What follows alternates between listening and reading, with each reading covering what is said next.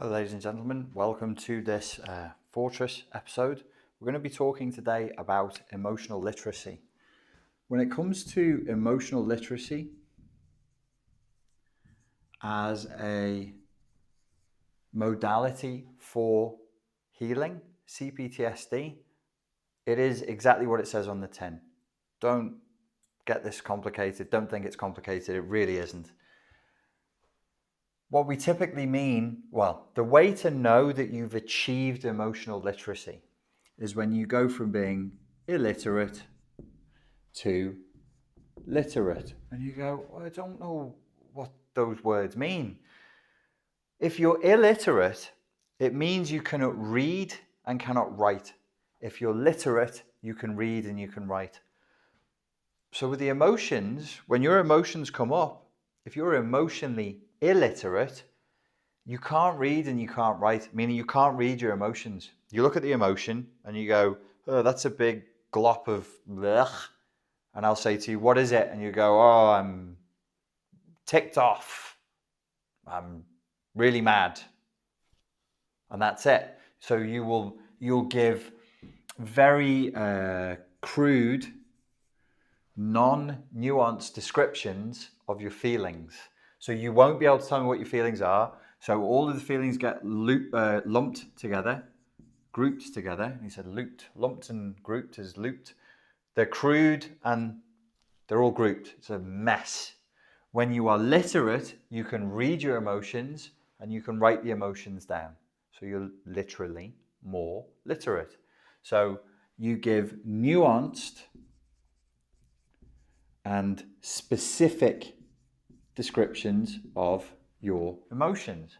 So I have an exercise for you that allows you at any moment to be able to say what it is you're feeling with nuance. And you go, yeah, all right, well, that's great. Who's that going to help me? When we've been in a traumatic environment, a traumatic relationship, a traumatic childhood, over time, what starts to happen is we lean towards emotional illiteracy. It's kind of a survival response. If there's too many emotions going on, well, all of our emotions are painful during trauma, during the imprisonment, during the unpleasantness of that ongoing experience. And so we lean towards illiteracy, and it helps us to survive the stress. But a person who lives an illiterate life is living a life of self-negation. So you're not allowing the self to be. And also, this is what a narcissistically abusive parent or partner wants. You wipe yourself out, be codependent, have none of your own feelings, then you'll have none of your own desires. Because if you can't feel, you can't want. And if you can't want, you'll have no direction in life. You'll have no intent. You're almost a ghost on earth. You're not really here. And I know that strikes a chord with people who really have CPTSR. They'll be like, ooh, that's a little too close to the bone, because we feel like ghosts. We're here, we're living, we have a bank account, we have socks, but we're not really participating because we don't feel safe to participate in life. So we let ourselves become emotionally illiterate. We don't know how to want, and we're living in self-negation. When people have undergone trauma for a long time, I use the expression, you have to summon the self back into being. So the self shrinks in the face of oppression, tyranny, pain. It shrinks and we try and make ourselves invisible, and then we go into a cave and we hide. Well, emotional illiteracy is going into a cave and hiding. I need you to summon the self. I need you back in this reality. I need you in your body. I need you present. I need you visible, because I need you to heal. It's the only way. How are we going to summon the self? We're going to do an exercise that takes you from being emotionally illiterate and in a state of self-negation to being emotionally literate, where you acknowledge the self. Everybody's talking about doing inner child work. Everybody's talking about hashtag self-care. Everybody's talking about acknowledging themselves. Ain't nobody want to acknowledge their feelings. Everybody's terrified of their feelings. Everybody's terrified of their feelings. And it massively disempowers you. You're much, much easier to manipulate, much, much easier to trick when you are emotionally illiterate. Because if your emotions are switched off, all your intuition about life that keeps you safe is gone because you're emotionally constipated. Because you're so emotionally constipated, your emotional intelligence and all of your intuition, it dies. It dies. So we need to switch this back on. I hope I've convinced you that in order to summon the self and cause you to heal, we need to summon the self by switching back on your emotional literacy. So that's the name of the game, okay? Let me show you how. It's really, really simple, but not necessarily easy. As you're doing this, you may want to open another tab, or you may want to look on your phone for a list of different emotions, maybe. If you're going to actually do the exercise with a pen and a piece of paper, which you don't need to do now, you can do it later if you want, or you can do it now. I highly recommend you find you put into your favorite search engine, color wheel of emotions or list of emotions. So you have a huge list of options in front of you. And what I'm going to ask you to do is I'm going to ask you to name 3 emotions that you felt today. And you're going to put these 3 emotions inside of 3 bubbles. So what have I felt today? I had to do a bit of training today with a mate of mine. We did it via Zoom and that made me happy. But before I did the training, I felt I was worried about it.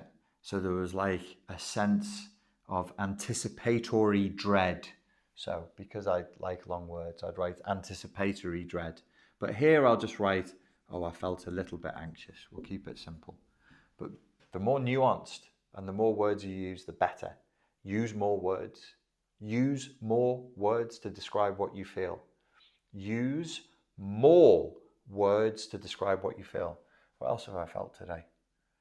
I was laughing and playing and so I was being a bit silly. So playful. I was playful. I was laughing and playing, so I was playful. So here's 3 emotions that I felt today. Now you take your list. I can't do this for you. That's not how it works because they're your feelings. So you have to write down your feelings. You have to write down 3 feelings that you felt today. See if you can do that. If you're not sure what you felt, look at a list and go, did I feel that? No. Did I feel that? No. Did I feel that? Oh, I think I might have been feeling that. It might be quite difficult for you to tune into what you actually felt. That means you're emotionally quite illiterate. Once you've done this stage of the exercise, there's a very, very simple next stage of the exercise. Don't go to it until you're ready. But when you are ready, you start to drill down into the individual emotions. So I felt playful. And part of that playfulness and behind that playfulness was joyousness. Behind that playfulness was because I was going to do something that I wanted to do, which is the emotion of, I felt motivated. I was actually coming here. I did a YouTube live and then I made some videos and I was like, this is work I've been wanting to do for a while. I felt good about coming here. Motivated.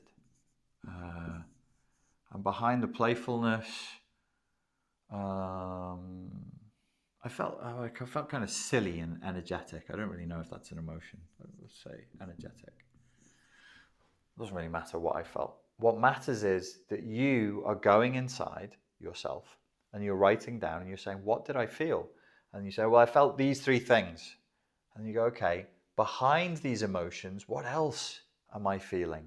And if you need to look at a list and you need to look at a color wheel, look at it. This is like riding a bike with stabilizers. You do it until you have the confidence to ride a bike without stabilizers. Because where I want you to get to is to a place where, without writing anything down, without doing any of this, where I could say to you, or anybody could say to you, right now in this moment, what are you feeling? And that you could come up with 4 or 5 emotions that would describe with nuance, not just, oh, I feel hungry, oh, I feel lazy, but with nuance and specificity exactly what you feel, because it makes you safer, it acknowledges the self, and it summons the self into being. So I want you to develop, so you'll know that you did the first part of this when you can be standing there and you go, what do I feel about this room I'm in? What do I feel about this person I'm in a conversation with? My mother just said this to me. How do I feel about that? This is not about self-indulgence. It's not about navel gazing. It's about acknowledging this intelligent, self-protective system that we've evolved and developed inside of us that guides us away from danger and pain and towards pleasure, happiness, and life. We don't want this switched off. We want to switch it on. Ladies and gentlemen, thank you very much for your time and your attention, and I'll be up with the follow-up tutorial in the next couple of days. Cheers.